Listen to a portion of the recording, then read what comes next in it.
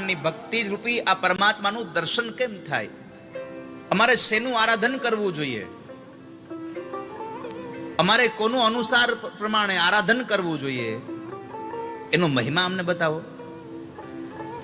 મૈત્રેય ઋષિએ કહ્યું કે વિદુર, આ સંસારમાં સુખ અને દુઃખ તો માણસ પોતાના કર્મથી પામે છે. કર્મણ્યે વાધિકા રસ્તે મા ફલેશુ કદાચ. આ સંસારમાં કર્મથી માણસ દુઃખ અને કર્મથી સુખને પામે છે. એટલે તમારો પ્રશ્ન બહુ સારો છે. પછી સૃષ્ટિના સર્જનની કથા બતાવી કે ભગવાન નારાયણે પોતાની નાભીમાંથી એક કમળને પ્રગટ કર્યું, એમાં બ્રહ્માજીને પ્રગટ કર્યા. બ્રહ્માજીને કીધું કે જાઓ બ્રહ્મા, સજીવ સૃષ્ટિની રચના કરો. અને એ સજીવ સૃષ્ટિની રચનામાં જળચરોની રચના થઈ. ભૂ કેતા પૃથ્વી, આ પૃથ્વી જળમાં લીન હતી. એટલે એને લઈ આવવા માટે બ્રહ્માજી પાસે તાકાત નહોતી. એટલે એને ભગવાન નારાયણને કહ્યું.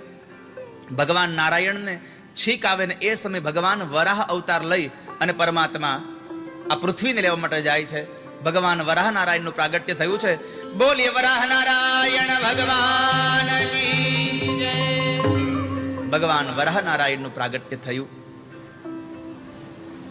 પરમાત્મા એ પૃથ્વીને લેવા માટે ગયા અને પોતાના દાઢ વડે એ પૃથ્વીને લઈને જ્યારે ઉપર આવે છે ત્યારે માર્ગની અંદર એક હિરણ્યાક્ષ નામનો અસુર આવે છે. ભગવાનને કહે છે કે આ ધરતી મારી છે અને છોડી દો, છોડી દો, છોડી દો. ભગવાને કીધું કે ભાઈ, આ ધરતી કોઈની છે નહીં, સૌની માં છે. આ કોઈની એકલાની નથી આ ધરતી. છતાં પણ હિરણ્યાક્ષ સમજો નહીં. ભગવાને બહુ સમજાવ્યો પણ ન માન્યો. તો અંતે પરમાત્માએ એનો ઉદ્ધાર કર્યો. ભગવાને એને માર્યો છે. પ્રભુ એને મારે છે.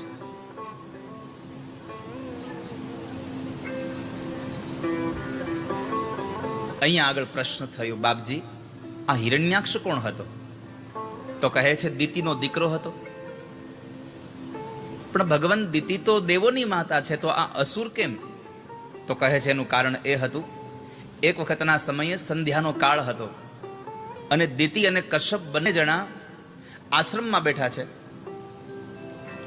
સંધ્યાના સમયે દિતિના મનમાં કામ પ્રવેશ થયો. એટલે પોતાના પતિ કશ્યપને કહ્યું કે કામને ભોગવીએ. ઋષિ ના પાડે છે કે દેવી, અત્યારે સંધ્યાનો સમય છે અને આ સમયમાં ન ભોગ ભોગવાય, ન ભોજન કરાય. સંધ્યાના સમયે કેવલ ભગવાનનું ભજન કરાય. છતાં પણ કામ એટલો બધો પ્રબળ હતો કે એ માન્યા નહીં અને કામને ભોગવવા માટે થઈને એમને વિનવ્યા. અંતે ઋષિએ એમની માતને રાખી અને કામને ભોગવો અને કહ્યું કે તમે સંધ્યાના સમયે કામને ભોગવો છે એટલે તમારા ઉદરમાંથી હવે બાળકો આવશે. એ બે બાળકો રાક્ષસ જન્મશે. દિતિએ ક્ષમા માગી કે મને માફ કરી દો. હું કામને વશ થઈ અને હું મારા ઉપર, મારા આ મન ઉપર મારો ભાવ ન રહ્યો. મારી પ્રાર્થના છે તમે મારા દીકરાઓ રાક્ષસ ન થાય એવી કૃપા કરો. પણ કશ્યપે કહ્યું કે તમે ભૂલ કરી છે, એનું ફળ તો મળશે જ, પણ તમારા દીકરાઓ ભલે રાક્ષસ થાય પણ એનો દીકરો ભગવાનનો અનન્ય ભક્ત થશે. આપ ચિંતા ન કરશો. અને અંતે દિતિના ઉદરમાંથી બે બાળકો જન્મ્યા છે, હિરણ્યાક્ષ અને હિરણ્યકશિપુ. ભોગ અને લોભ આ બે જન્મ્યા છે. હિરણ્યાક્ષ એટલે કે જેની આંખ જ નકરું ભોગને જોયા કરે છે, અને હિરણ્યકશિપુ એટલે જેનું ઓશિકું જ સંપત્તિ છે. જેને પોતાની આંખમાં નકરી સંપત્તિ જ દેખાયા કરે અને પોતે હિરણ્યકશિપુ એટલે પોતે સંપત્તિનો ઓશિકું કરીને હુવો એવો માણસ. આ બંને જન્મ્યા છે. જન્મતાની સાથે જ એના મસ્તક આકાશને આંબી ગયા. લોભને વધતા જરાય વાર જ નથી લાગતી. એટલો બધો લોભ વધે, એટલો બધો લોભ વધે છે. આપણી કહેવત છે, રાત્રે ન વધે એટલો દિવસે વધે, દિવસે ન વધે એટલો રાત્રે વધે. આપણને પ્રશ્ન થાય તો આ વધે ક્યારે?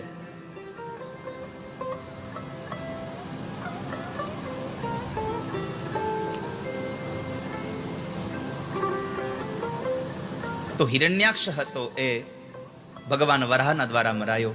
પણ આ હિરણ્યાક્ષ અને હિરણ્યકશિપુ કોણ? તો કહે છે ભગવાન નારાયણના બે દ્વારપાળો હતા. જય અને વિજય. અને આ જય અને વિજયે સનત કુમારોને ભગવાનના દર્શન કરવા માટે ન જવા દીધા, એટલે એને 3 વખત રાક્ષસ થવું પડ્યું. પહેલા જન્મમાં હિરણ્યાક્ષ અને હિરણ્યકશિપુ, બીજા જન્મમાં રાવણ અને કુંભકર્ણ, અને ત્રીજા જન્મની અંદર શિશુપાલ અને દંતવક્ર બન્યા છે. હવે તમે વિચાર કરો, ખાલી ભગવાનના દર્શન કરવા ન જવા દીધા તોય 3 વખત રાક્ષસ થવું પડ્યું. એટલે આના ઉપરથી આપણે ઉપદેશ લેવા જેવો છે, ક્યાંય સારું કામ થતું હોય ને વચમાં પડવું. આપણે સારા કામમાં સહયોગી ન બનીએ તો કાંઈ નહીં, પણ એમાં વિરોધી તો બનવું. આપણે ક્યારેય પણ કોઈની ક્યારેય પણ કોઈ ટિપ્પણી ન કરવી, ક્યારેય કોઈના માટે ક્યારેય આપણે આપણું કમેન્ટ ન કરવી. નહીં તો દુનિયાના લોકોને તમે જુઓ, એ કાંઈ જાણે કે ન જાણે, એ આમ જોવે એટલે એના ઉપર લખી તો નાખવું જ પડે. ઘણી વખત તો ક્યારેક અમુક વ્યક્તિના વિડીયો જોવાની જેટલી મજા આવે ને એના કરતા એની કમેન્ટ વાંચવાની મજા આવે, એમાં મજા હોય વધારે.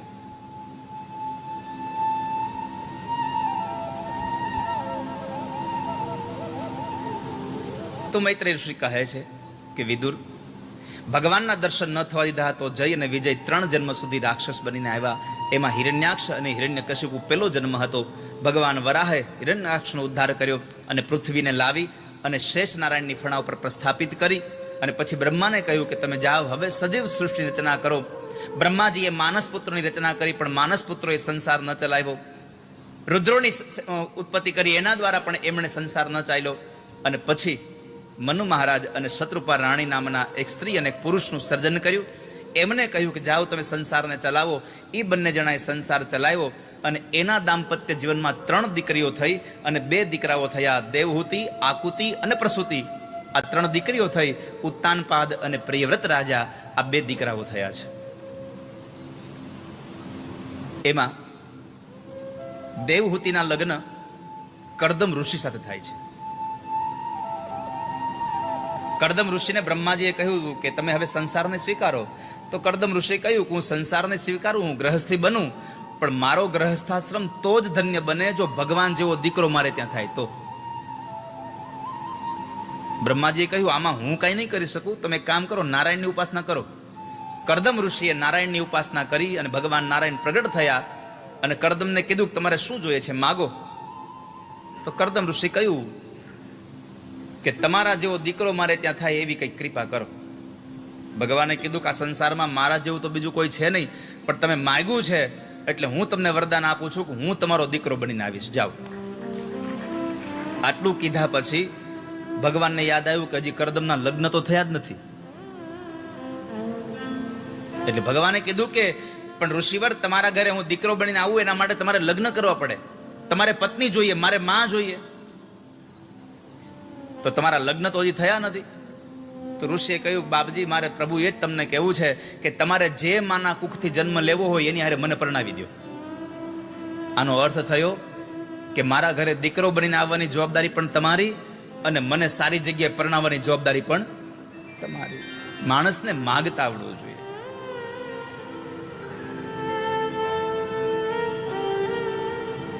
પરમાત્માએ વરદાન આપ્યું કે આજથી 3જા દિવસે તમારા આશ્રમની અંદર મનુ મહારાજ અને શત્રુપા રાણી આવશે. એ મનુ અને શત્રુપા રાણી જે છે એની દીકરીને લઈને આવશે, દેવહૂતિને, અને એ દેવહૂતિનો હાથ તમે સ્વીકાર કરજો અને પછી હું તમારે ત્યાં દીકરો બનીને આવીશ. આટલું કઈ ભગવાન ગયા. ભગવાનના કહ્યા પ્રમાણે 3જા દિવસે મનુ અને શત્રુપા બંને દેવહૂતિને લઈને આવે છે અને એ દેવહૂતિને કરદમ ઋષિ સાથે પરણાવવાની વાત કરે. કરદમ ઋષિએ કહ્યું કે મારે ત્યાં અહીંયા કોઈ સુખ સાહેબી છે નહીં, એટલે દુઃખ પડે તો સહન કરી શકશે, પેલા પૂછી લ્યો. એટલે દેવહૂતિએ કહ્યું કે હા, મને વાંધો નથી. તો કરદમ ઋષિએ બીજી શરત રાખી કે તમે મારી હારે લગ્ન કરો, પણ મારી એક શરત છે કે આપણા દાંપત્ય જીવનમાં એક દીકરો થશે એટલે હું સંસાર છોડી અને ભગવાનના ભજન માટે વયો જઈશ. પછી એમ ન કહેતા કે સંસારને ચલાવવાની ત્રેવડ નહોતી તો ઘર માંડ્યું શું કામ. પણ દેવહૂતિ કહ્યું કે કશો વાંધો નહીં, તમારા જેવા મને પતિ મળતા હોય તો મને આ શરત પણ મંજૂર છે. આટલું રાખી અને પછી મનુ મહારાજ અને શત્રુપા રાણીએ વિધિવત દેવહૂતિના લગ્ન કરદમ ઋષિ સાથે કર્યા છે. દીકરીને ખૂબ દાયજો આપ્યો છે અને દાયજામાં સૌથી વધારે કોઈ મોટો દાયજો આપ્યો હોય તો કરદમ ઋષિને ત્યાં પ્રણાવતા પહેલા દીકરીને દાયજામાં સંસ્કાર આપ્યા છે. આ કથા આપણને એક ઉપદેશ કરે છે કે તમારી દીકરીને કરિયાવરમાં 1-2 ઘરેણા ઓછા આપજો, પણ સંસ્કાર વધારે આપશો ને તો તમારી કિંમત થશે સંસારમાં. સંસ્કારનું ઘરેણું બહુ મોટું છે આ દુનિયામાં. માટે તમે દીકરીઓને સંસ્કાર આપજો. તમારા આપેલા સંસ્કારથી જ તમારી આપેલા કરિયાવરની કિંમત થાય છે. તમે ગાડા ભરી ભરીને કરિયાવર આપી દો, પણ કોની સાથે કેમ બોલવું, કોની સાથે કેમ વ્યવહાર કરવો એનું ભાન ન હોય તો સાસરામાં એની કિંમત થાય. પછી સાસુ પડોશમાં જઈને કહે કે બાપાએ કરિયાવર બહુ આપ્યો પણ બુદ્ધિનો છાંટો નથી આપ્યો. માટે દીકરીને કરિયાવરમાં વસ્તુ વધારે આપો એના કરતા સંસ્કાર વધારે આપજો, સારા વિચારો વધારે આપજો. અહીંયા આગળ દેવહૂતિને કહ્યું, બેટા તારો પતિ જ તારો ભગવાન છે અને તારા પતિ સિવાયના પુરુષોમાં તું ક્યારેય પણ મોહિત ન થઈશ. તારો પતિ સિવાયના જેટલા પુરુષો છે એમાં 3 જ ભાવના રાખજે. જો તારી ઉંમરનો હોય તો તારો ભાઈ માનજે, તારાથી નાનો હોય તો એનો દીકરો માનજે, તારાથી મોટો હોય તો એને પિતા માનજે.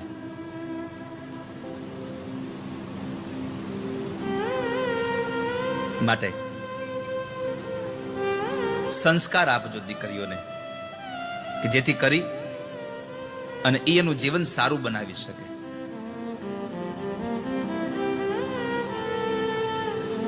રામચરિત માનસમાં પણ લખ્યું છે, ઉત્તમ કે યસ બસ મન માહી, ઉત્તમ કે યસ બસ મન માહી, સપને હુઆન પુરુષ જગનાહી, સપને હુઆન પુરુષ જગનાહી, મધ્યમ પર પતિ દેખ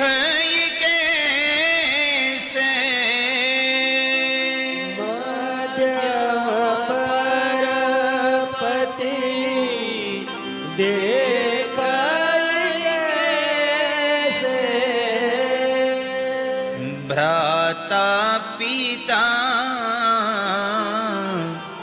પુત્ર નિજ જૈસે,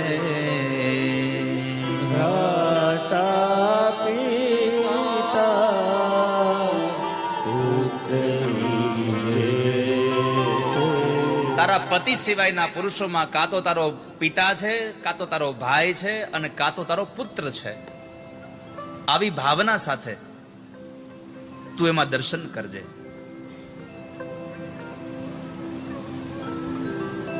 દેવહૂતિને દાયજો આપી મનુ મહારાજ અને શત્રુપા રાણી ગયા છે. આ બાજુ પોતાના પતિને પોતાના ભગવાન માની અને એની સેવામાં પોતાનું જીવન વ્યતીત કરવા લાગ્યા. વર્ષો વીતી ગયા અને વર્ષો પછી કરદમ ઋષિએ કહ્યું કે સાંભળ્યું હે મનુપુત્રી, હું તમારી સેવાથી રાજી થયો છું. તમારે જે જોતું હોય તે મારી પાસે માગી લો. અને ત્યારે દેવહૂતિએ કહ્યું કે ભગવાન, જો આપ દેવા ઈચ્છતા હોવ તો મને પ્રજોતપતિ, મને સંતાનની ઈચ્છા છે. અને એ પ્રજોતપતિની ઈચ્છા રાખી એટલે એ બંનેના દાંપત્ય જીવનમાં સૌથી પહેલા 9 દીકરીઓનો જન્મ થાય છે, 9 કન્યાઓ આવે છે. અને એ 9 કન્યાઓ એટલે અધ્યાત્મ અર્થમાં નવધા ભક્તિ છે. 9 પ્રકારની ભક્તિ છે અને જેના ઘરમાં 9 ભક્તિ હોય એના ઘરમાં ભગવાન હોય ને હોય, જેવા સંશય નથી. જેના ઘરમાં ભક્તિ જ્ઞાન તે ઘર આવે છે ભગવાન. જેના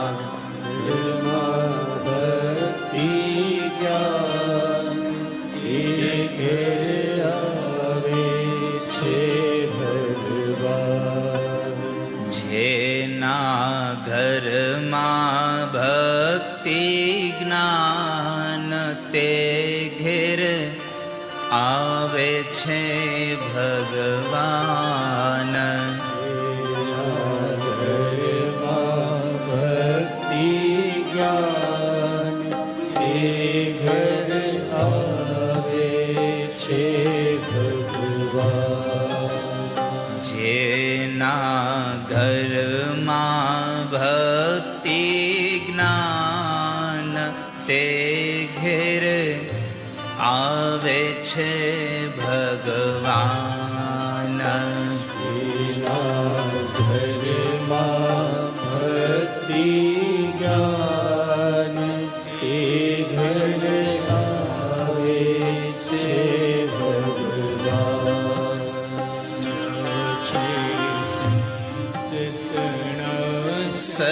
સન્માન તે ઘેર આવે છે ભગવાન. છે સંતોના સન્માન એ ઘર આવે છે ભગવાન. એ સન્માન તે ઘેર આવે છે ભગવાન. છે સંતના સન્માન એ ઘર આવે છે ભગવાન.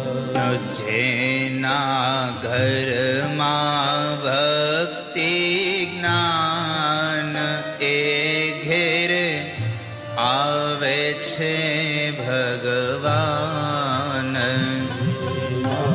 ઘરમાં ભક્તિ જ્ઞાન એ ઘર આવે છે ભગવાન.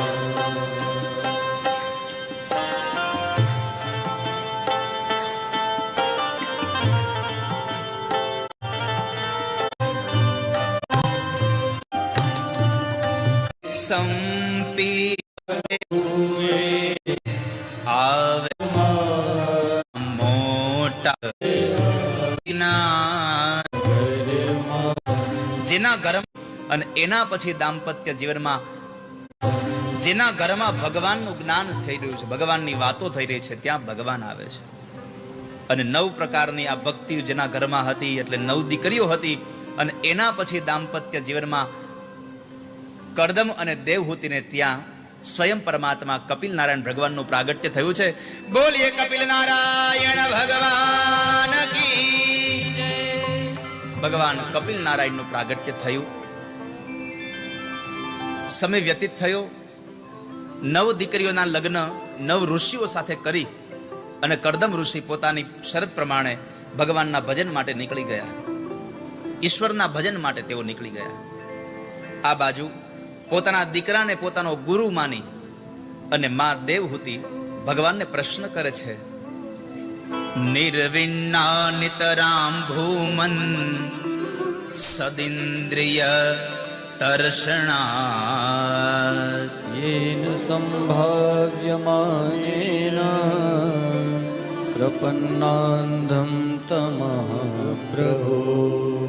બહુ સુંદર ભાવમાં દેવહૂતિએ ભગવાનને પૂછ્યો છે કે ભગવાન, આપ મારા ગુરુ સમાન છો, આપ જ્ઞાની છો, અને એટલા માટે હું તમને એટલી પ્રાર્થના કરું છું કે આ દુષ્ટ ઇન્દ્રિયોની વિષય લાલસાથી હું ખૂબ કંટાળી ગઈ છું.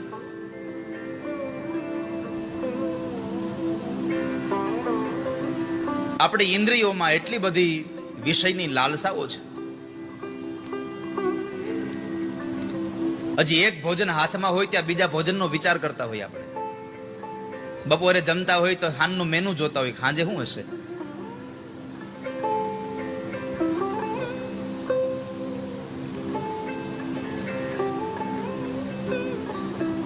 હું મૂર્ખ આ બધી જ ઈચ્છાઓ સંપન્ન કરી કરીને કંટાળી ગઈ છું, અને એટલા માટે જ એની ઈચ્છાઓ પૂરી કરવામાં ને કરવામાં જ આ ઘોર અજ્ઞાન રૂપી અંધકારમાં પડેલી છું. માટે હે ભગવાન, મને એટલી પ્રાર્થના છે મારી તમને કે મને આ અંધકારમાંથી કેવી રીતે છૂટવું જોઈએ એનો માર્ગ મને બતાવો. આ અંધકારમાંથી કોણ છોડાવે મને? અને ત્યારે ભગવાન કપિલ નારાયણે કહ્યું, માં, આ અજ્ઞાન રૂપી અંધકારમાંથી છૂટવું હોય તો એક જ સાધન છે, સંતોનો સંગ કરો. તયે તે સાધવ સાધ્વી સર્વસંગ વિવર્જિતા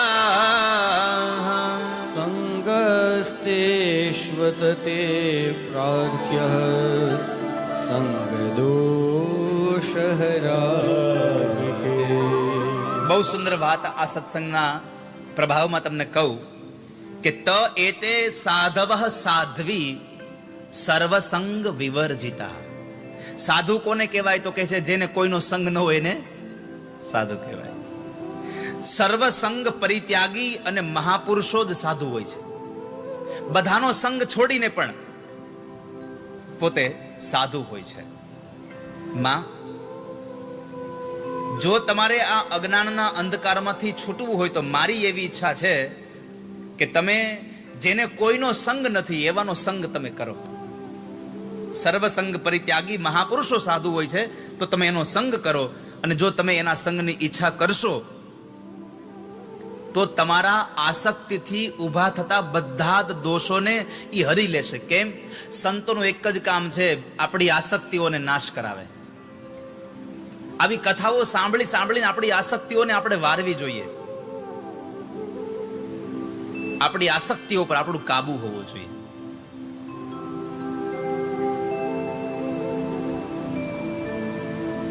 સંતોનું એ જ કામ છે, ભગવાનમાં દ્રઢ ભરોસો કરાવે, ભગવાનની વાતો સંભળાવીને તમને પ્રભુમાં પ્રેમ જગાડે, અને એ પ્રેમની વાતો કરતા કરતા કરતા કરતા તમને એવી વાતો સમજાવે કે તમારી આસક્તિઓ છૂટી જાય.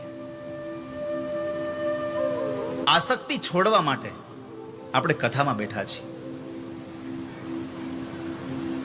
પ્રભુ પદ પ્રગટ કરાવત પ્રીતિ ભરમ મિટાવત ભારી. પ્રભુ પદ પ્રગટ કરાવત પ્રીતિ ભરમ મિટાવત.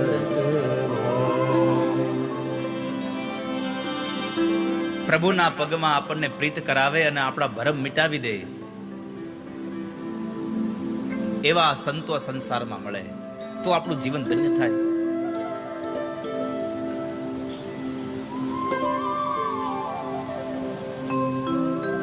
તો માં, તમે સંતોનો સંગ કરો. માએ પ્રશ્ન કર્યો, ભગવાન મને એ તો બતાવો, સંત કોને કહેવાય? સાધુ કોને કહેવાય? સાધુની વ્યાખ્યા શું? સાધુને ઓળખવા કેમ?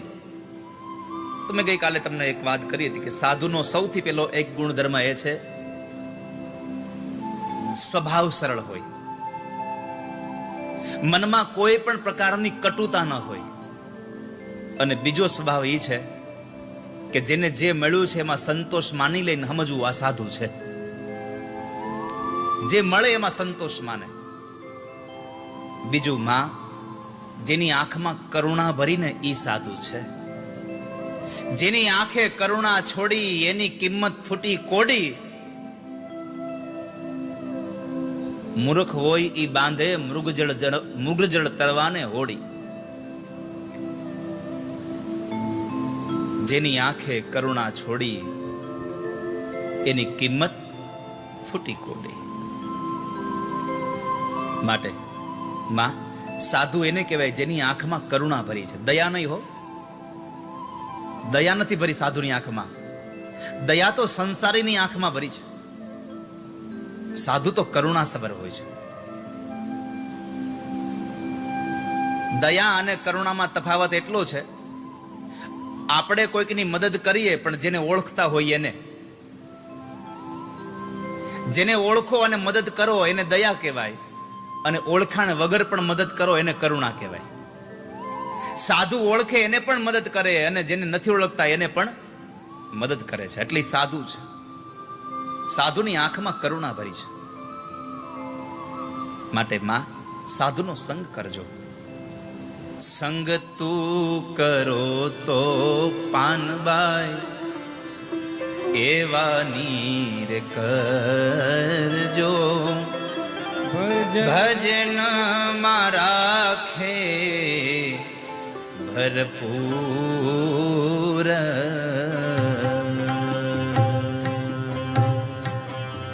સંગ તું કરો તો પાનબાઈ એવા નીર કરજો રે